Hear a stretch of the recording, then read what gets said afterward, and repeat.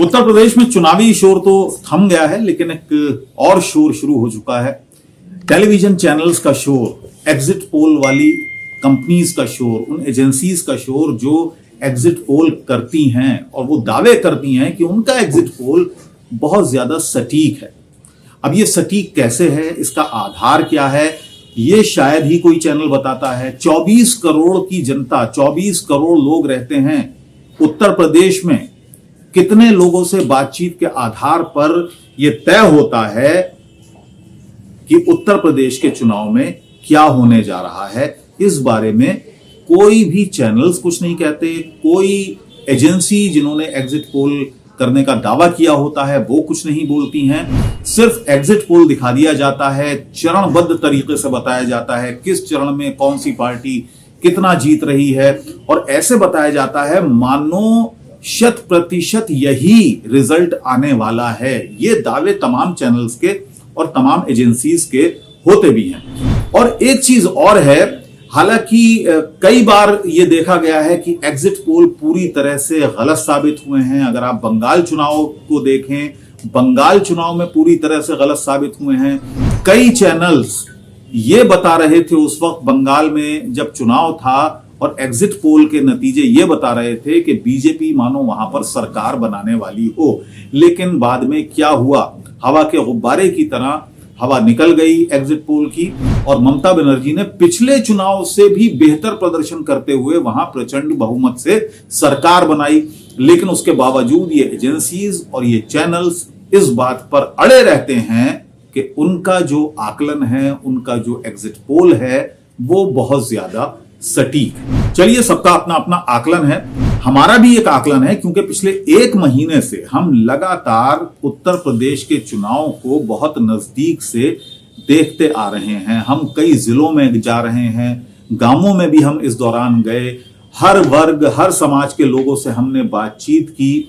तो मैं आपको आज ये बताने वाला हूं कि एग्जिट पोल किस तरह से फेल होने वाले हैं। 10 तारीख को नतीजे आएंगे, सिर्फ 2 दिन बचे हैं, और उस दिन किस तरह से एग्जिट पोल की हवा निकलने वाली है और एग्जिट पोल ना होकर ये एग्जिट खोल हो जाएंगे, ये मैं आज आपको बताने जा रहा हूं। किस तरह से होंगे वो भी मैं आपको बताऊंगा।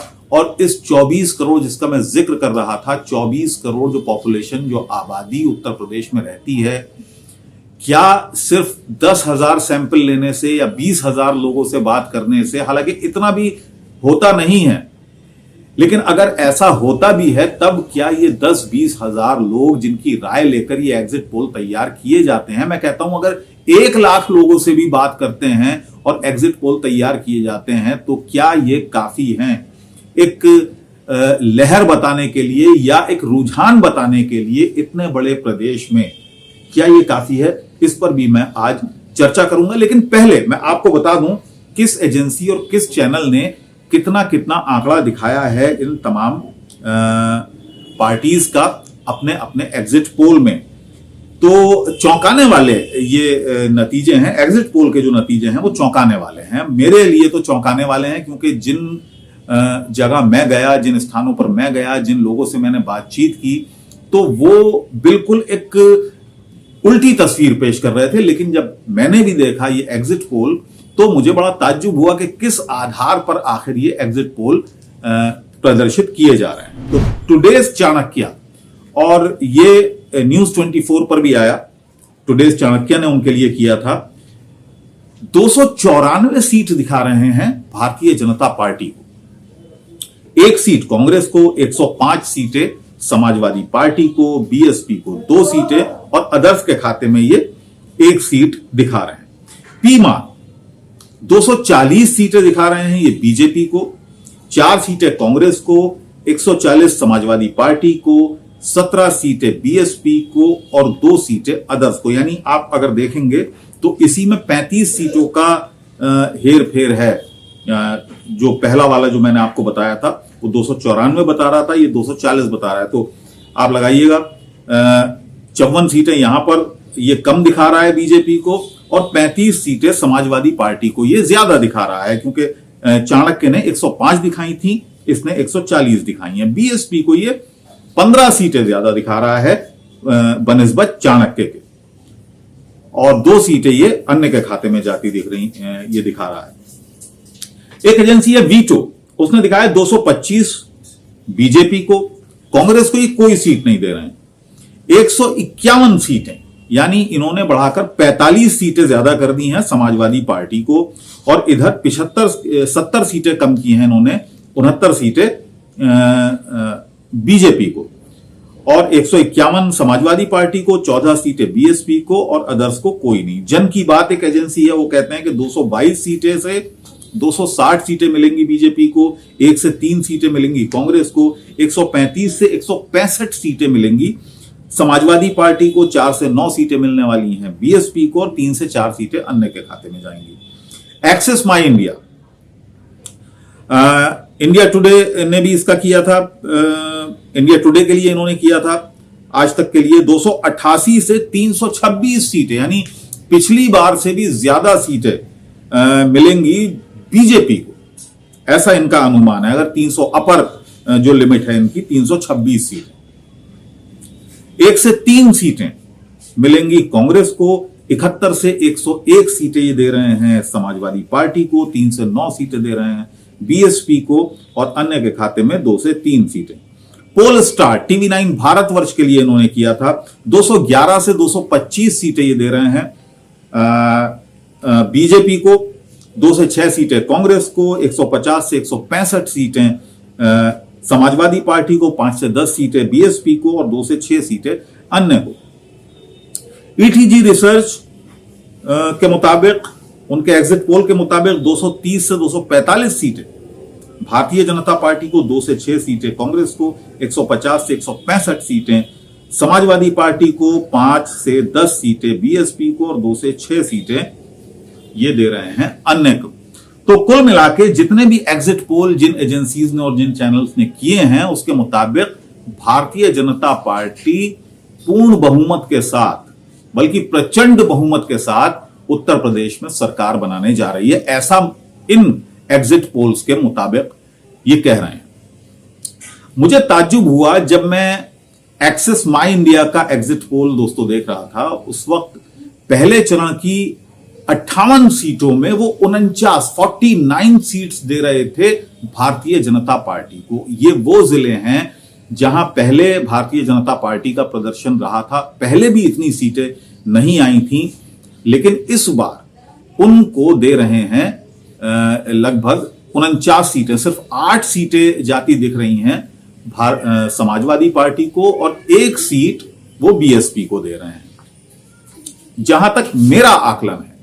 और जो पहले फेज की बात कर रहे हैं, जिन 8 जिलों की वो बात कर रहे हैं, और पहले फेज की दोस्तों, जिस वक्त चुनाव चल रहा था, तो पहले 2 फेजेस की अगर मैं बात करूं, तो मुझे भारतीय जनता पार्टी की इन 2 फेजेस में जो 118 सीटें या 117 सीटें हैं, उनमें मुझे खोजने से भी भारतीय जनता पार्टी की कोई सीट इन 117-18 सीटों में नजर नहीं आ रही थी। मैं आपको सच्चाई बता रहा हूं, जो मेरा आकलन है, दावा नहीं है, आकलन है, कि मुझे नजर नहीं आ रहा था कि भारतीय जनता पार्टी इन 117 सीटों में से कौन कौन सी सीटें जीतेगी। पहले 2 चरण की मैं आपको बता रहा हूं, तो मुझे बहुत मशक्कत करनी पड़ी थी। अगर हम आगरा मथुरा की कुछ सीटों को या बिजनौर की 1 आध सीट को निकाल दें, तो मुझे भारतीय जनता पार्टी की कोई सीट यहां पर नजर नहीं आ रही थी।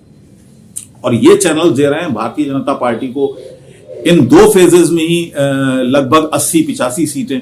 तो ये एक मेरे लिए बड़ा एक ताज्जुब की बात थी कि इतनी सीटों में, और ये इलाका वो है जहां पर ज्यादातर मुस्लिम आबादी, कई जिले तो ऐसे हैं जहां 50% से ज्यादा मुस्लिम आबादी है।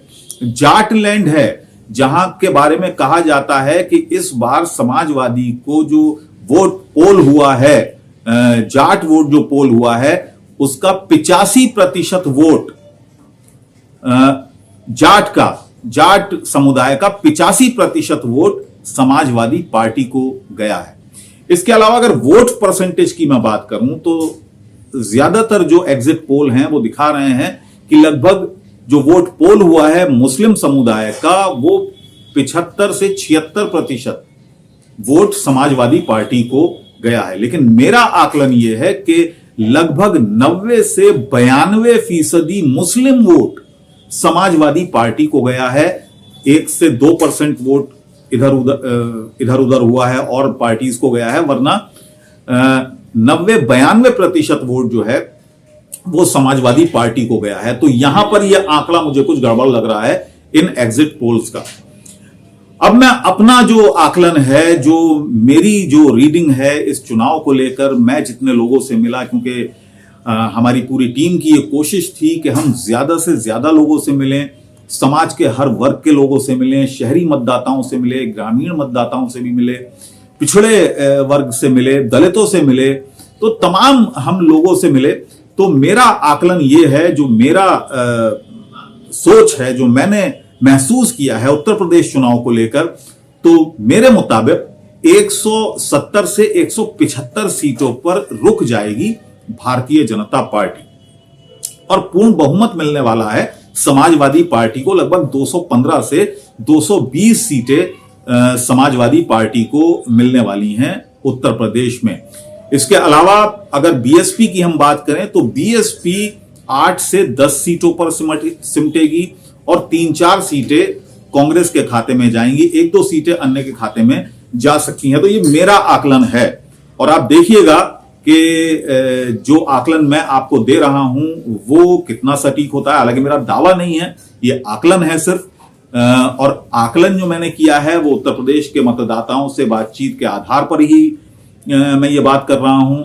मैं कई जिलों में गया हूं, ज्यादातर लोगों का जो रुझान था वो खासतौर से ग्रामीण, अगर हम क्षेत्रों की बात करें तो ग्रामीण क्षेत्रों में, और जो पिछड़े वर्ग की अगर हम बात करें तो वहां पर 50-50 था बीजेपी और समाजवादी पार्टी को लेकर।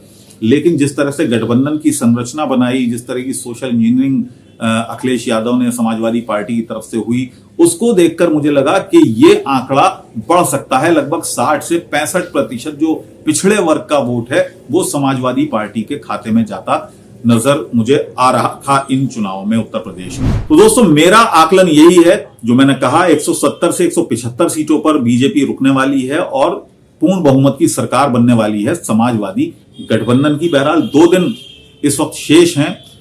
और एक चीज मैं आपको और कहना चाहूंगा, जिस तरह के दावे ये तमाम एजेंसियां और टेलीविजन चैनल्स चीख कर करते हैं कि हमारा जो एग्जिट पोल है वो सबसे ज्यादा सटीक है, तो मैं इतना कहूंगा कि इस बार मतदाता उत्तर प्रदेश का काफी खामोशी के साथ उसने वोट किया है।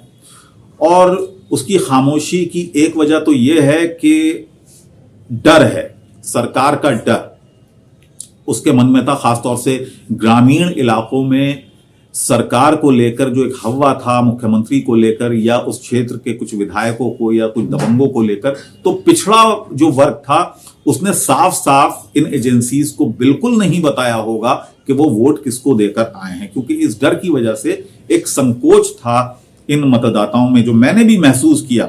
हम जब किसी गांव में जाते थे तो वो हमें शायद सरकारी कोई बाबू समझते थे, कोई कहता था कि हम सरकार की तरफ से आए हैं, तो उनको समझाना पड़ता था कि हम सरकार की तरफ से नहीं आए हैं, हम पत्रकार हैं। तो ये जो डर है ये कुछ भी बोलने नहीं दे रहा था ग्रामीणों को। खासतौर से शहरी मतदाता तो फिर भी एक वक्त को बोलता था, लेकिन ग्रामीण मतदाता इस मामले में खामोश था। एक साइलेंट वोटर जो है, इसका बहुत बड़ा रोल इन चुनाव में रहने वाला है। इसके अलावा मैं तो आपसे सिर्फ इतना कहूंगा कि सिर्फ 2 दिन शेष हैं, 10 तारीख का इंतजार कीजिए और ब्लड प्रेशर बिल्कुल मत बढ़ाइए।